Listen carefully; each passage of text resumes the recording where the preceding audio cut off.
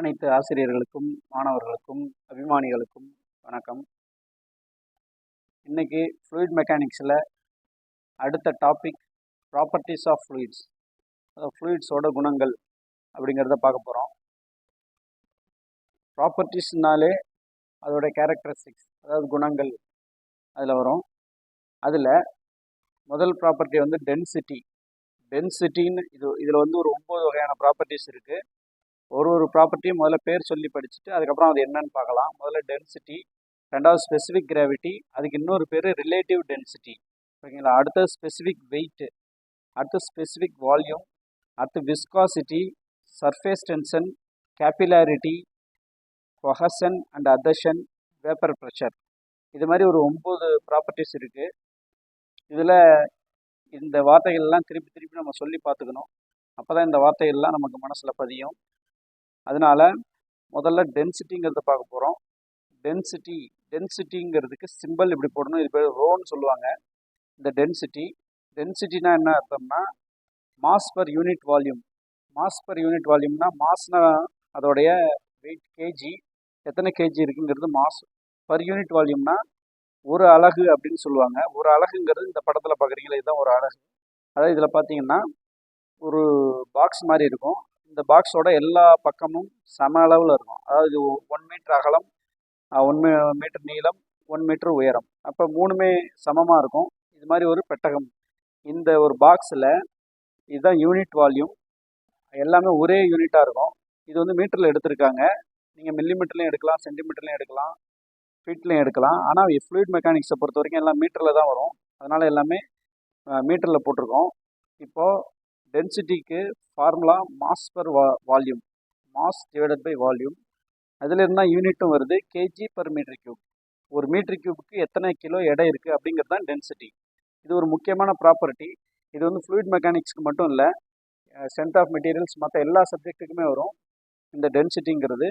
டென்சிட்டினா என்ன அர்த்தம்னா இந்த மாதிரி ஒரு பாக்ஸ் எடுத்துக்கிட்டு இந்த பாக்ஸ்க்குள்ளார நீங்கள் எந்த மெட்டீரியலை வேணாலும் ஃபில் பண்ணலாம். ஃபில் பண்ணி அதோட வெயிட் எவ்வளோன்னு பார்த்தீங்கன்னா அதுதான் டென்சிட்டி. அதாவது மாஸ் பர் வால்யூம். ஒரு மீட்டர் கியூப் உள்ள இந்த இது பேர் ஒரு மீட்டர் கியூப். இந்த பாக்ஸ்க்குள்ளார எவ்வளோ கிலோ எடை உள்ள பொருள் இருக்குது அப்படிங்கிறது தான் டென்சிட்டி, ஓகேங்களா. இப்போ இதுக்கு வந்து ஃபார்முலான்னு பார்த்தீங்கன்னா ரோன் போட்டு M/V அப்படின்னு போடுவாங்க. இது வந்து ஒரு முக்கியமான ப்ராப்பர்ட்டி. இது வந்து நம்ம ஃப்ளூயிட் மெக்கானிக்ஸுங்கிறதுனால ஃப்ளூயிட்ஸ்க்கு மட்டும் பார்க்குறோம். இதே நீங்கள் வந்து சாலிட்ஸ்க்கும் பார்க்கலாம், கேஸுக்கு பார்க்கலாம், எல்லாத்துக்குமே நீங்கள் பார்க்கலாம் இதை. அதாவது இந்த மாதிரியான ஒரு பாக்ஸ் எடுத்துக்கிட்டு அதில் எந்த பொருளை வேணாலும் நிரப்பி அதனுடைய வெயிட் எவ்வளோன்னு பார்த்தீங்கன்னா அதுதான் density, KG per metre cube. அப்போ இது வந்து அளவை பொறுத்தது, வால்யூம் இதில் வரும், வால்யூமை பொறுத்து தான் இருக்கும்.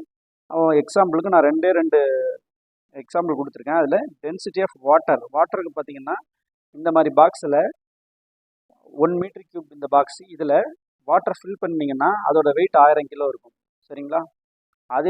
இதே மாதிரி பாக்ஸில் இதே 1 மீட்டர் கியூப்பில் மெர்க்குரியை நம்ம ஃபில் பண்ணோம்னா அது 13000 கிலோகிராம் இருக்கும், ஓகேங்களா. அதுதான் டென்சிட்டிங்கிறது. இதை நீங்கள் எந்த ஃப்ளூயிட்ஸ் வேணாலும் அப்ளை பண்ணி பார்க்கலாம்.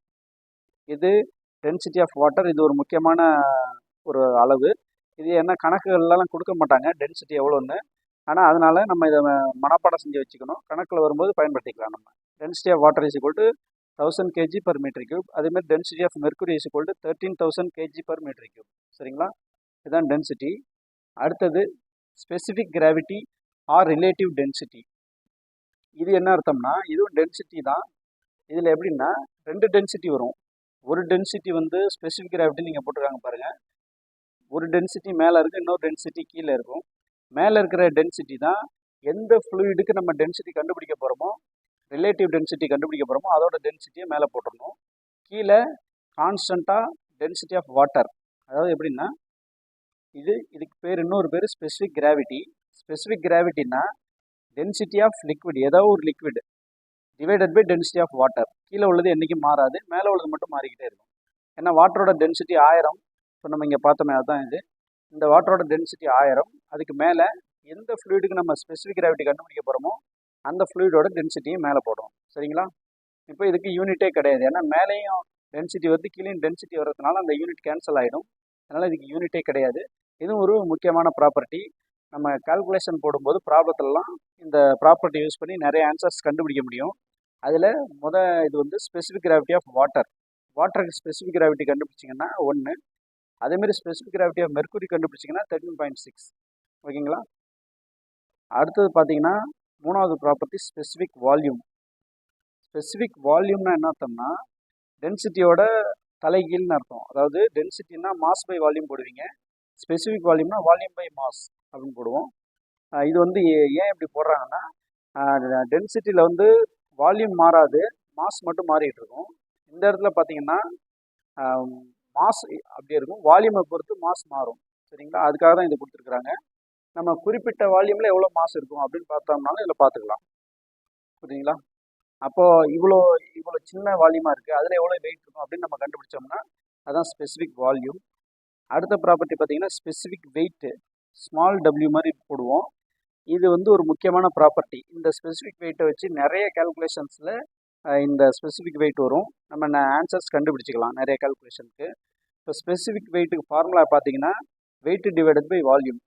மேலே பார்த்தது வந்து volume by mass. Volume by mass இங்கே பார்த்தீங்கன்னா வெயிட் பை வால்யூம். சரிங்களா? அப்படின்னா மேலே வந்து கிலோ நியூட்டனில் வரும் யூனிட். இதையும் டென்சிட்டியும் நீங்கள் வந்து ரிலேட் பண்ணி பார்த்தீங்கன்னா மேலே மாஸ் பை வால்யூம் வரும், இது வெயிட் பை வால்யூம் வரும். வித்தியாசம் அதுதான். மாஸுங்கிறதுனால கேஜி வரும், இங்கே ஸ்பெசிஃபிக் வெயிட்டுக்கு கிலோ நியூட்டன் வந்துடும், கிலோ நியூட்டன் பெர் மீட்டர் கியூப்னு வரும். இப்போது இது ஒரு முக்கியமான ப்ராப்பர்ட்டிங்கிறதுனால ஒரு எக்ஸாம்பிள் நான் போட்டிருக்கேன். Specific weight of water. வாட்டரோட ஸ்பெசிஃபிக் வெயிட் எல்லாருமே தெரிஞ்சு வச்சுருக்கணும், ஏன்னா நிறைய கேல்குலேஷன்ஸில் இது வரும். அதனால் specific weight of water is equal to 9810 newton per metre cube. இது நியூட்டனில் போட்டிங்கன்னா இவ்வளோ வரும், கிலோ நியூட்டனில் போட்டிங்கன்னா இங்கே ஒரு புள்ளி வச்சுக்கணும், 9.81 kilo newton per metre cube. ஓகேங்களா? அடுத்த நெக்ஸ்ட்டு அடுத்த ப்ராப்பர்ட்டி பார்த்தீங்கன்னா விஸ்காசிட்டி. விஸ்காசிட்டி இதை பற்றி ஏற்கனவே நான் சொல்லியிருக்கேன் உங்களுக்கு. விஸ்காசிட்டினா என்ன அர்த்தம்னா அதாவது பாகுநிலை. அதாவது ஒரு பொருளை ஒரு ஒரு ஃப்ளூயிடை நம்ம வந்து கீழே ஊற்றுறோம், இல்லைன்னா ஓட விடுறோம், வழியே விடுறோம்னா அது வந்து ஓடுறதுக்கு ஏற்படக்கூடிய தடை, ஃப்ளோவுக்கு ரெசிஸ்டன்ஸ். அதாவது இப்போ ஒரு ஒரு ஃப்ளூயிட் வந்து ரொம்ப திக்காக இருக்குது, கெட்டியாக இருக்குன்னா அதை நீங்கள் கீழே ஊற்றுனீங்கன்னா ஸ்லோவாக போகும். இதே சில ஃப்ளூயிட் வந்து லூஸாக இருக்கும், அது திரவமாக இருக்கும், அப்படி இருந்துச்சுன்னா அதை நீங்கள் கீழே ஊற்றும்போது அது வேகமாக ஓடும். இதுதான் இந்த விஸ்காசிட்டியோட டிஃப்ரென்ஸ். அடுத்தது சர்ஃபேஸ் டென்ஷன். முதல்ல இந்த விஸ்காசிட்டியை பார்த்துருவோம். விஸ்காசிட்டியில் 2 விஸ்காசிட்டி இருக்குது. ஒன்று வந்து டைனமிக் விஸ்காசிட்டி, இன்னொன்று வந்து கினமேட்டிக் விஸ்காசிட்டி. இப்போது விஸ்காசிட்டின்னு சொன்னாலே ரெசிஸ்டன்ஸ் டு ஃப்ளோ, வழிந்து ஓடுவதற்கு ஏற்படுத்தும் தடை தான் விஸ்காசிட்டின்னு நம்ம சொல்லுவோம். அப்போ வழிந்து ஓடுறதுக்கு ஏற்படுத்தும் தடைங்கிறது, இப்போ ஒரு ஃப்ளூயிட் வந்து கெட்டியாக இருக்குது அப்படின்னா அதை நீங்கள் கீழே ஊற்றும் பொழுது அது ஸ்லோவாக தான் நகர்ந்து போகும், அப்போ அது விஸ்காசிட்டி அதிகமாக இருக்குது அப்படின்னு அர்த்தம். இதே சில ஃப்ளூயிட் வந்து லூஸாக இருக்கும், அதாவது ரொம்ப லிக்விடாக இருக்கும், அப்படி இருந்துச்சுன்னா அந்த ஃப்ளூயிடை நீங்கள் ஊற்றும் பொழுது அது வேகமாக ஃப்ளோ ஆகும், வேகமாக பாய்ஞ்சு ஓடும். அப்படி ஓடுறதுல வந்து விஸ்காசிட்டி குறைவாக இருக்குன்னு அர்த்தம். அப்போ விஸ்காசிட்டிக்கு தமிழில் சொல்கிறது வந்து பாகுநிலை அப்படின்னு சொல்லுவாங்க. அப்போ அதை பொறுத்து தான் இந்த விஸ்காசிட்டி அதிகமாக இருக்கா குறைவாக இருக்காங்கிறத நம்ம கண்டுபிடிச்சிக்க முடியும். சரிங்களா? இது 2 விஸ்காசிட்டி இருக்குது. ஒன்று வந்து டைனமிக் விஸ்காசிட்டி, இன்னொன்று கினமேட்டிக் விஸ்காசிட்டி. அடுத்து சர்ஃபேஸ் டென்ஷன், 6வது ப்ராப்பர்ட்டி. சர்ஃபேஸ் டென்ஷனில் என்ன சொல்கிறாங்க அப்படின்னா, அதாவது இப்போ நம்ம ஃப்ளூயிட்ஸ் பற்றி படிச்சுட்டு இருக்கிறோம். ஒவ்வொரு ஃப்ளூயிட்ஸ்லேயும் மாலிகூல்ஸ்னு ஒன்று இருக்கும். அந்த மாலிகூல்ஸ் என்ன பண்ணும், ஒரே மாலிகூல்ஸாக இருந்துச்சுன்னா ஒன்று அட்ராக்ட் பண்ணும், ஒன்று கவர்ந்து இழுக்கும். அப்படி இழுக்கும்போது என்ன ஆகும், மற்ற ஃப்ளூயிட்ஸோடு அது போய் ஒட்டாது. அப்போ என்ன ஆகும், ஒரே ஃப்ளூயிட்ஸ் ஒன்று அந்த மாலிகூல்ஸ் கவர்ந்து இழுக்கிறதுனால அது வந்து ஒரு அந்த சர்ஃபேஸில் ஒரு டென்ஷன் ஏற்படும், இழுக்கும். டென்ஷன்னா இழுக்கிறதுன்னு அர்த்தம். அப்படி இழுக்கும் பொழுது இன்னொரு ஃப்ளூயிடோட ஒட்டாமல் பிரிஞ்சு காணும். அப்படி பார்த்தீங்கன்னா அதாவது ஒரு வாட்டரையும் ஒரு ஏரையும் எடுத்துக்கிட்டிங்கன்னா ரெண்டும் ஒட்டாது. அப்போ வாட்டரோட சர்ஃபேஸில் பார்த்தீங்கன்னா ஒரு லேயர் ஒன்று உருவாகும், ஏன்னா ரெண்டும் பிரிகிற இடம். வாட்டர் தனியாகவும் ஏர் தனியாகவும் இருக்கும். மேலே இந்த இடத்துல ஏர் இருக்குது, கீழே வாட்டர் இருக்குது. இப்போ இந்த மாலிகூல்ஸ்லாம் கீழ் நோக்கி இழுக்கப்படும், ஏரில் இருக்கிற மாலிகூல்ஸ்லாம் மேல் நோக்கி இழுக்கப்படும். அப்போ ரெண்டுக்கு நடுவில் ஒரு தின்னாக ஒரு லேயர் உருவாகும். அந்த லேயருக்கு பேர் தான் சர்ஃபேஸ் டென்ஷன் அப்படின்னு சொல்லுவாங்க. அடுத்து பார்த்தீங்கன்னா கேபிலாரிட்டி. கேபிலாரிட்டினா முதல்ல கேபிலரின்னு ஒரு வார்த்தை இருக்குது, கேபிலரி டியூப்னு இருக்குது. அந்த டியூப் என்னன்னு தெரிஞ்சாதான் இதை நம்ம புரிஞ்சுக்க முடியும். கேபிலரி டியூப்னா ஸ்மால் டயாமீட்டர் டியூப்னு அர்த்தம், சின்ன டயாமீட்டர் டியூப் அப்படிங்கிற அர்த்தம். இதில் வந்து 2 ஃப்ளூயிட்ஸ்லாம் நம்ம செக் பண்ணி பார்க்கலாம்.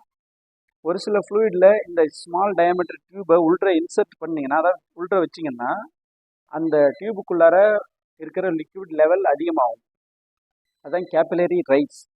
இதே வேறு சில ஃப்ளூயிட்ஸில் அந்த டியூபை எடுத்துகிட்டு போய் இன்சர்ட் பண்ணி உள்ற வச்சிங்கன்னா அந்த ஃப்ளூயிடு கீழே இறங்கிடும். இதுதான் கேபிலரி ஃபால். இந்த படத்தில் பார்த்தீங்கன்னா தெரியும். இந்த இடத்துல பார்த்தீங்கன்னா லிக்விட் அதிகமாகுது, இந்த இடத்துல பார்த்தீங்கன்னா லிக்விட் கீழே இறங்கியிருக்கு. இது ஏன் அப்படின்னா இதோடைய ப்ராப்பர்ட்டிஸ். இதுக்கு வந்து கொஹஷன் ஒரு ப்ராப்பர்ட்டி இருக்கும், அதர்ஷன் ஒரு ப்ராப்பர்ட்டி இருக்கும். அந்த ப்ராப்பர்ட்டி இதுக்கு வந்து குறைவாக இருக்குது, அதனால கீழே இறங்கியிருக்கு. இதுக்கு அதிகமாக இருக்கிறதுனால மேலே அதிகமாக ஏறி இருக்கு. இதுதான் கேபிலரி ரைஸ், கேபிலரி ஃபால். இதுவே ஒரு வாட்டர் எடுத்துக்கிட்டிங்கன்னா இது மற்ற மாலிகூல்ஸோடையும் கொஞ்சம் ஈஸியாக ஒட்டிக்கும். ஒட்டுறதுனால என்ன ஆகுது, ரைஸ் ஆகிடுது. இதுக்கு அந்த ப்ராப்பர்ட்டி இருக்குது, அதர்ஷன் ஒரு ப்ராப்பர்ட்டி சொல்லுவாங்க, அது இதுக்கு அதிகமாக இருக்குது. அதனால இது மற்ற மாலிகூல்ஸோட ஒட்டுறதுனால இது வந்து அதிகமாகிடுது, ரைஸ் ஆகிடுது. இதில் பார்த்தீங்கன்னா இந்த ப்ராப்பர்ட்டி பேர் கொஹஷன் அப்படின்னு சொல்லுவாங்க. மற்ற மாலிகூல்ஸோட அவ்வளோ சீக்கிரம் ஒட்டிடாது இது. அதனால் என்ன பண்ணீங்கன்னா நீங்கள் டியூபை இன்சர்ட் பண்ணும்பொழுது கீழே இறங்கிடும். சரிங்களா? இது மெர்க்குரி, இது வாட்டர், ரெண்டுக்கும் உள்ள வித்தியாசம். அடுத்த ப்ராப்பர்ட்டி 8ஆம் நம்பர், கொஹஷன் அண்ட் அதர்ஷன். கொஹஷன்னா அதாவது ஒரே மாலிகூல்ஸோட தான் ஒட்டும், அதர் மாலிகூல்ஸோட ஒட்டாது. அதான் போட்டிருக்கேன். கொஹஷன் அப்படின்னா does not stick with other molecules, other மாலிகூல்ஸோட இது ஒட்டாது. அதேமாதிரி அதர்ஷன் ஒரு ப்ராப்பர்ட்டி இருக்குது. இது என்ன செய்யும், அதர் மாலிகூல்ஸோடையும் ஒட்டும் இது. புரியுதுங்களா? For example water. இப்போ வாட்டரை நீங்கள் வந்து எந்த ஒரு மெட்டீரியல் மேலே போட்டாலும் அது ஓரளவுக்கு எளிதாக ஒட்டிடும். ஆனால் நீங்கள் ஒரு மெர்க்குரி எடுத்துகிட்டு போய் நீங்கள் போட்டிங்கன்னா அவ்வளோ சீக்கிரம் அடுத்த மெட்டீரியலோடு அது ஒட்டாது. சரிங்களா?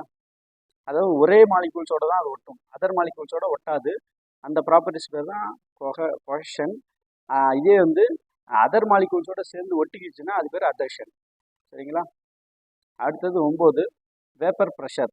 வேப்பர் ப்ரெஷர் அப்படின்னா என்ன அர்த்தம்னா, ப்ரெஷருங்கிறது அழுத்தம், வேப்பருங்கிறது ஆவியாகிடுது. நீர் வந்து ஆவியாகிடுச்சுன்னா அது வேப்பர்னு சொல்லுவோம். இந்த மாதிரி நீரை மட்டும் இல்லை, எந்த ஒரு ஃப்ளூயிடும் ஒரு க்ளோஸ்டு விசில், அதாவது மூடி இருக்கிற ஒரு பாத்திரத்தில் நீங்கள் ஒரு லிக்விடை ஊற்றி வச்சுருந்தீங்கன்னா அதில் அந்த லிக்விட் என்ன ஆகும், ஆவியாக ஆரம்பிச்சிடும். கொஞ்சம் கொஞ்சமாக ஆவியாகும். ஆவியான பிறகு அந்த பாத்திரம் வந்து மூடி இருக்கிறதுனால அதுக்குள்ளார அது ஒரு ப்ரெஷரை ஏற்படுத்தும். இதுதான் வேப்பர் ப்ரெஷர். ஆவியிலேருந்து வரக்கூடிய ப்ரெஷர் தான் வேப்பர் ப்ரெஷர். இது 9ஆக கொடுத்துருக்குறாங்க. இதோட இந்த டாபிக் முடியுது. இது சம்மந்தமாக உங்களுக்கு ஏதாவது டவுட்ஸ் இருந்துச்சுன்னா நீங்கள் எப்போ வேணாலும் கேட்டு தெரிஞ்சுக்கலாம். தேங்க்யூ. தேங்க்ஸ் ஃபார் வாட்சிங்.